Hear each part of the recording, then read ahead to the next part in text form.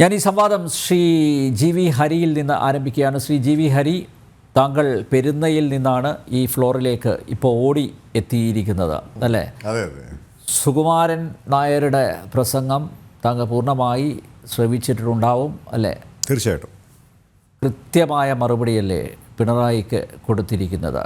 ഒപ്പം ശിവഗിരിയിലെ സന്യാസി സ്വാമി സച്ചിദാനന്ദയ്ക്കും. തീർച്ചയായിട്ടും അദ്ദേഹത്തിൻ്റെ പ്രസംഗം ഞാൻ എല്ലാ വർഷവും കേൾക്കുന്ന ആളാണ്. അദ്ദേഹത്തിൻ്റെ കുറേ വർഷങ്ങളായി ഞാൻ മുടങ്ങാതെ മന്നം ജയന്തി ആഘോഷങ്ങളിൽ എവിടെയാണെങ്കിലും, ഇന്ത്യയിൽ എവിടെയാണെങ്കിലും ആ ദിവസം ഞാൻ ചങ്ങനാശ്ശേരിയിൽ ഉണ്ടാകുന്നത് ആണ് പതിവ്. ഈ വർഷവും അതിൽ തെറ്റില്ല. ഞാൻ മാത്രമല്ല, ഒരുപാട് രാഷ്ട്രീയ പാർട്ടികളിലെ സമുദായ സ്നേഹികളായിട്ടുള്ള ആളുകളൊക്കെ തന്നെ അന്ന് അവിടെ ഉണ്ടാകാറുണ്ട്. ഇതര സമുദായത്തിൽപ്പെട്ടിട്ടുള്ള ആളുകൾ, ഇപ്പോൾ ബഹുമാനപ്പെട്ട ജനറൽ സെക്രട്ടറി തന്നെ എടുത്തു അവിടെ പരാമർശിച്ച PJ കുര്യൻ സാറിനെ പോലുള്ള ആളുകളുടെ പേര് അദ്ദേഹം എടുത്തു പരാമർശിച്ചു. കാരണം അവരൊക്കെ NSSുമായി അടുത്ത് നിൽക്കുന്ന ആളുകളാണ്. ഞാനിന്ന് അദ്ദേഹത്തിൻ്റെ വാക്കുകൾ വളരെ സശ്രദ്ധം കേട്ടു. എന്തൊരു കൃത്യതയോടുകൂടിയാണ് അദ്ദേഹം മറുപടി നൽകിയത്. അദ്ദേഹത്തിൻ്റെ മറുപടി എത്ര കൃത്യമാണ് എന്നാണ് എൻ്റെ ഒരു വിലയിരുത്തൽ. അദ്ദേഹം പറഞ്ഞത് എന്താണ്?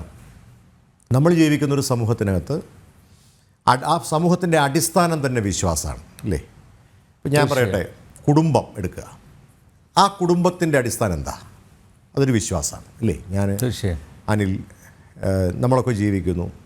ആ ജീവിക്കുമ്പോൾ നമ്മുടെ അച്ഛൻ, അമ്മ, ഇതൊക്കെ നമ്മുടെ ഒരു വിശ്വാസമാണ്. നമ്മളാരും സർട്ടിഫിക്കറ്റ് നോക്കിയിട്ടല്ല. അമ്മ പറഞ്ഞ ആളാണ് നമുക്ക് അച്ഛൻ. അതൊരു വിശ്വാസമാണ്. ആ അമ്മയോടുള്ള നമ്മുടെ വിശ്വാസമാണ്. ഈ വിശ്വാസത്തിന് കോട്ടം തട്ടിക്കഴിഞ്ഞാൽ ആ വിശ്വാസം പിന്നെ അവിടെ എല്ലാം തകരുകയാണ്, ഇല്ലാതായി തീരുകയാണ്. അപ്പോൾ അടിസ്ഥാനം സമൂഹത്തിൻ്റെത് എന്താണ്? ട്രസ്റ്റാണ്, ബിലീഫാണ്. അതാണ് ഇന്ന് ബഹുമാനപ്പെട്ട ജനറൽ സെക്രട്ടറി സൂചിപ്പിച്ചത്. ആ വിശ്വാസം നിങ്ങൾക്ക് ഓരോരുത്തർക്കും ഓരോ തരത്തിലാണ്. ഇപ്പോൾ ഞാൻ കഴിഞ്ഞ ദിവസം അമരവിള CSI പള്ളിയിലെ 29-ാം തീയതി ഒരാഴ്ചക്കാലം നീണ്ടു നിൽക്കുന്ന, അതിലറിയായിരിക്കും, ഒരു വലിയ പരിപാടിയാണ്. അവിടെ 21 ആഴ്ച നീണ്ടു നിൽക്കുന്ന ക്രിസ്മസ് ഫെസ്റ്റാണ്. അതിൻ്റെ സമാപന സമ്മേളനത്തിലെ മുഖ്യാതിഥിയായി പങ്കെടുത്ത ഒരാളാണ് ഞാൻ അന്ന് അവിടെ പറഞ്ഞൊരു പ്രധാനപ്പെട്ട കാര്യമുണ്ട് ഈ വിശ്വാസത്തെക്കുറിച്ച്. വിശ്വാസം നമ്മൾ പരസ്യത്തിൽ പോലും കേട്ടിട്ടുണ്ട്, അതല്ലേ എല്ലാം. അതുമാത്രമല്ല, കർത്താവ് എന്താ പറഞ്ഞിരിക്കുന്നത്? നിൻ്റെ വിശ്വാസം നിന്നെ രക്ഷിക്കട്ടെ എന്നാണ്. എല്ലാ മതങ്ങളും അതാണ് പറയുന്നത്. അപ്പോൾ ഒരു മനുഷ്യൻ്റെ ട്രസ്റ്റിനെ അല്ലെങ്കിൽ വിശ്വാസത്തെ ഇല്ലാതാക്കാൻ ഒരു സർക്കാർ ശ്രമിക്കുന്നു, അല്ലെങ്കിൽ സർക്കാരിന് നേതൃത്വം കൊടുക്കുന്ന ആളുകൾ അതിനെ അനുകൂലിക്കുന്നു എന്ന് പറഞ്ഞാൽ, അതാണ് അദ്ദേഹം സങ്കടത്തോടെയാണ് പറഞ്ഞത്. അദ്ദേഹം വിഷമിച്ചാണ്. വിമർശന ബുദ്ധിയേക്കാൾ പ്രധാനം അദ്ദേഹത്തിൻ്റെ വാക്കുകളിൽ നിഴലിച്ചത് മുഖ്യമന്ത്രി അത് പറയാൻ പാടില്ലായിരുന്നു എന്നുള്ളതാണ്. ഏതെങ്കിലും ഒരു സ്വാമി പറഞ്ഞോട്ടെ, സ്വാമിമാർക്ക് എന്തും പറയാമല്ലോ. അപ്പോൾ ഏതെങ്കിലും ഒരു സ്വാമി അങ്ങനെ പറഞ്ഞത്, ഗവൺമെൻറ് എന്ന് പറയുന്നത് ഒരു സെക്കുലർ സംവിധാനമാണ് അല്ലേ? നമ്മുടെ രാജ്യത്തെ ഭരണഘടനയുടെ അടിസ്ഥാനം എന്ന് പറയുന്നത് വി ആർ സെക്കുലർ എന്നാണ്. ഗവൺമെൻറ്റിന് ഇന്ത്യക്ക് സെക്കുലറിസം, ഇന്ത്യ സെക്കുലറിസം ബിലീവ് ചെയ്ത്. എന്നാൽ നമ്മുടെ സെക്കുലറിസം എന്താണ്? You can believe in any religion, but state doesn't have any religion. അതാണ് അതിൻ്റെ സത്ത എന്ന് പറയുന്നത്. നമ്മൾ ഈ ഒരു വെസ്റ്റേൺ കൾച്ചറിലല്ല നമ്മൾ സെക്കുലറിസത്തെ കാണുന്നത്. അപ്പോൾ അങ്ങനെ ഉള്ളപ്പോൾ ഒരിക്കലും മുഖ്യമന്ത്രി അതിനെ അനുകൂലിക്കാൻ പാടില്ല. കാരണം മുഖ്യമന്ത്രിക്ക് മതമില്ല. പക്ഷേ ഏറെ രസകരമായ കാര്യം എന്താണെന്ന് അറിയാമോ?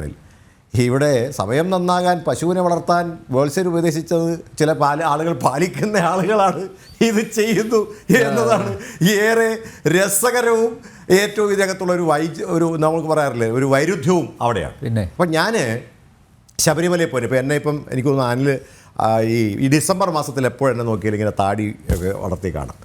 കഴിഞ്ഞ 1-ാം തീയതി മുതൽ ഞാൻ വ്രതത്തിലാണ്. ഞാൻ 40 ദിവസം വ്രതമെടുത്തിട്ട് ശബരിമലയിൽ പോകുന്ന ആളാണ്. ഞാൻ ഈ 12-ാം തീയതി രാവിലെ ശബരിമലയിൽ പോകുന്നു, 13-ാം തീയതി തൊഴുത് തിരിച്ചു മടങ്ങും. അന്ന് കഴിഞ്ഞ ശേഷം പിന്നെ ഈ താടിയൊക്കെ മാറുകയാണ്. അതെന്തുകൊണ്ടാണെന്ന് ചോദിച്ചു കഴിഞ്ഞാൽ ഇതെൻ്റെ വിശ്വാസമാണ്. അപ്പോൾ എൻ്റെ വിശ്വാസത്തിൽ ഒരാൾ പറയുകയാണ് താടിയൊന്നും ഇല്ലാത്തവർക്ക് ശബരിമലയ്ക്ക് പോവാം, അവർ പൊക്കോട്ടെ, ഞങ്ങൾക്ക് പരാതിയില്ല, നിങ്ങളെല്ലാവരും താടി വളർത്തി ശബരിമലയ്ക്ക് പോകണം എന്നൊന്നും ഞങ്ങളാരും പറയുന്നില്ല. അതാണിന്ന് ബഹുമാനപ്പെട്ട ജനറൽ സെക്രട്ടറി പറഞ്ഞത്. നിങ്ങൾക്ക് ഷർട്ട് ഇടാം, ഷർട്ട് ഇടാതിരിക്കാം, പക്ഷേ ഷർട്ട് ഇട്ടോണ്ടേ പോകാവൂ എന്ന് നിങ്ങൾ പറയുന്നിടത്താണ് നിങ്ങൾക്ക് വലിയ അപകടം വരാൻ പോകുന്നത്.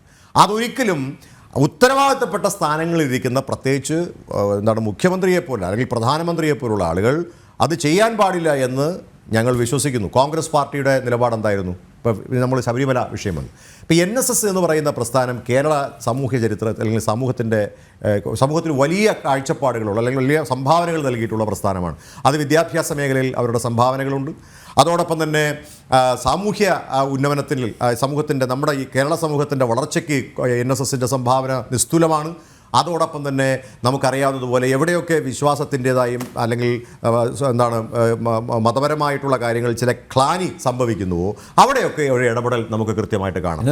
നേതാവ് രമേശ് ചെന്നിത്തല 11 വർഷത്തിന് ശേഷമാണ് അദ്ദേഹം അല്ലേ അതെ, തീർച്ചയായിട്ടും ഞാൻ അതിലേക്ക് വരാം. പെരുന്നയിലേക്ക് പോകുന്ന അല്ല, അദ്ദേഹം പറഞ്ഞത് മതനിരപേക്ഷതയുടെ ബ്രാൻഡാണ്.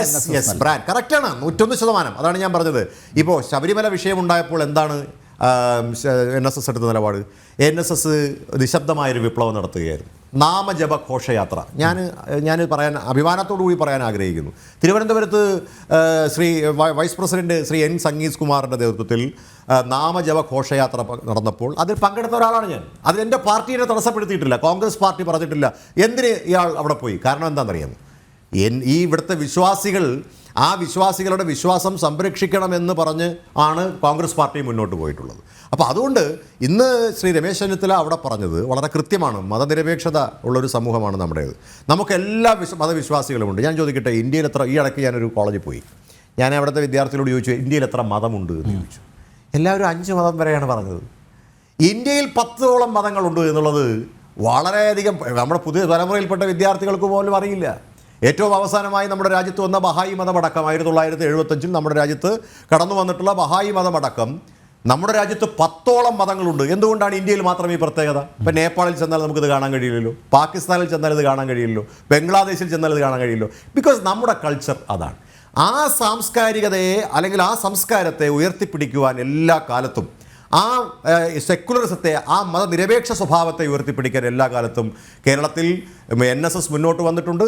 അത് സംരക്ഷിക്കാൻ, വിശ്വാസ സംരക്ഷണത്തിന് രാഷ്ട്രീയ പാർട്ടികളെക്കാൾ ഒരുപക്ഷെ ഞാൻ പറയാൻ ആഗ്രഹിക്കുന്നു, കോൺഗ്രസ് പാർട്ടി മുന്നോട്ട് പോകുന്നതിന് മുമ്പ് തന്നെ ഈ ശബരിമല വിഷയവുമായി ബന്ധപ്പെട്ട വിശ്വാസത്തിൽ വളരെ ശക്തമായ നിലപാടെടുത്ത ആളാണ് ജനറൽ സെക്രട്ടറിയും അതോടൊപ്പം തന്നെ നമുക്കറിയാവുന്ന പോലെ NSSഉം. അതുകൊണ്ട് ഇന്ന് NSS മുഖ്യമന്ത്രിയെ വിമർശിച്ചിട്ടുണ്ടെങ്കിൽ ഞാനതിനെ വിമർശിക്കുക, അദ്ദേഹത്തിൻ്റെ വാക്കുകൾ കേട്ട സ്വരം ഞാനത് നേരിട്ട് കേട്ട ആളാണ്. ഒരു വിമർശനത്തെക്കാൾ അദ്ദേഹത്തിന് ഒരു വേദനയാണ് അദ്ദേഹം അവിടെ പങ്കുവച്ചത്. മുഖ്യമന്ത്രി അങ്ങനെ പറയരുതായിരുന്നു എന്നുള്ളത് വളരെ പരിണിതപ്രജ്ഞനായ ഒരു സാമൂഹ്യ നേതാവ് അല്ലെങ്കിൽ സമൂഹത്തിൻ്റെ കേരള സമൂഹത്തിന് ഒരുപാട് സംഭാവന ചെയ്തിട്ടുള്ള ശ്രീ G സുകുമാരൻ നായർ എന്ന് പറയുന്ന NSSൻ്റെ ജനറൽ സെക്രട്ടറി വേദനാപൂർണ്ണമായ ഒരു ശബ്ദമായിട്ടാണ് ഞാനതിനെ കാണുന്നത്. നിങ്ങൾക്കതിനെ വിമർശനമായിട്ട് കാണുന്നുണ്ടെങ്കിൽ കുഴപ്പമില്ല, പക്ഷേ അദ്ദേഹത്തിൻ്റെ വേദനയാണ് അദ്ദേഹം അവിടെ പങ്കുവച്ചത്.